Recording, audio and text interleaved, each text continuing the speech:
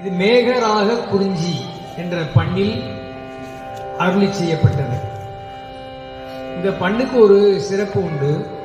மொத்தம் சுவாமி நமக்கு 7 பதிகங்கள் அருளி இருக்கின்றார். ஞானசம்பந்தர் வரிசையாக 7 பதிகங்கள் வரும். 7மே இந்த மேகராக குறிஞ்சி பண்ணில் அருளி செய்யப்பட்டது. இந்த பண்ணில் நாம் இந்த பதிகத்தை ஓதினால் என்ன சிறப்பு அப்படின்னா மழை பொழியும். சமஸ்கிருதத்தில் அமிர்தவர்ஷினி அந்த ராகம், நீலாம்பரி அந்த ராகத்தில் நம்ம பாடினா மழை பொழியும். நம்ம தமிழ்ல அதெல்லாம் அதுக்கு முன்பு தோன்றியது. ஞானசம்பந்த பெருமான் அருளி செய்த இந்த பண்ணில் மழை பொழியும்.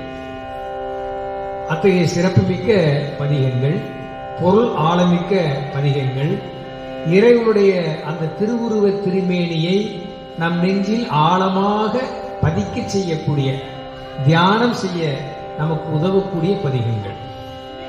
நிறைய சிறப்புகள் எல்லாம் உண்டு.